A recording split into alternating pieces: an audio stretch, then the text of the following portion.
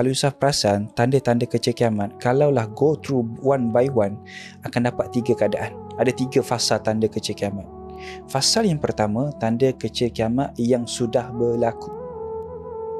Apa dia yang sudah berlaku? Contoh, bulan dibelah, dah berlaku. Fasa yang kedua, tanda kecil kiamat yang sedang berlaku. Contoh yang sedang berlaku, tadi kita sebut, lelaki lagi ramai, lagi sedikit daripada perempuan. Sedang berlaku peperangan. Yang sedang berlaku adalah pembunuhan yang banyak. Yang sedang berlaku ramai orang nak bunuh diri. Ini sedang berlaku pada hari ini. Fasal yang ketiga, tanda kecil kiamat yang belum lagi terjadi. Yang itulah yang paling ulama takut. Yang belum lagi terjadi, yang sedang berlaku. Yang sedang berlaku, kenapa kita takut? Bila ia akan berakhir. Bila ia berakhir, akan datang yang lain. Yang belum berlaku akan datang. Oh, dia tak ada konsep berlaku serentak, Ustaz? Dia tak akan berlaku serentak.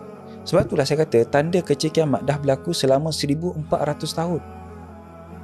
Sejak kewafatan Nabi dah berlaku tanda-tanda kecil kiamat.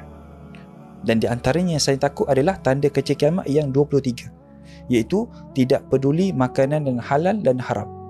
Okey, yang itu memang kita tahulah, orang suka pada syubhah, orang tak kisah, tak fikir ini halal ke haram. Nampak orang Melayu masuk, orang pakai tudung, halal lah. Okey, baik, itu satu keadaan.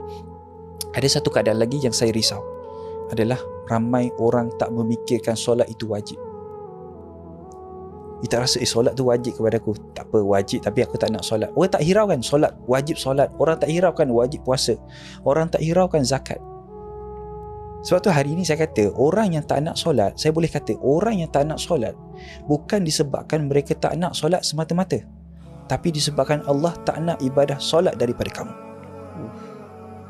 Allah tak nak pun ibadah solat daripada kamu. Allah tak nak pun ibadah zakat daripada kamu. Pedulikan kamu, Allah tak nak. Sebab tu Allah tak lintaskan dalam hatinya untuk solat.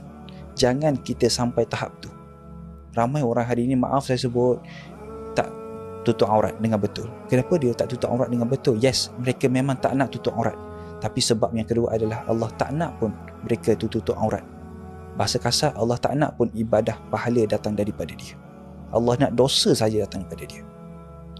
Ini yang saya takut punya berlaku kepada anak muda kita pada hari ini. Saya takut, betullah hari ini, kalaulah Allah lintaskan dalam diri kita rasa nak buat kebaikan, patut rasa syukur.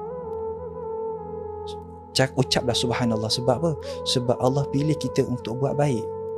Andai kata Allah tak pilih kita buat baik, mana tempat kita Yusuf di atas dunia ni? Kan? Itulah di antara hadis ni kenapa saya risau. Saya takut anak muda kita makin jauh dengan Allah. Ya.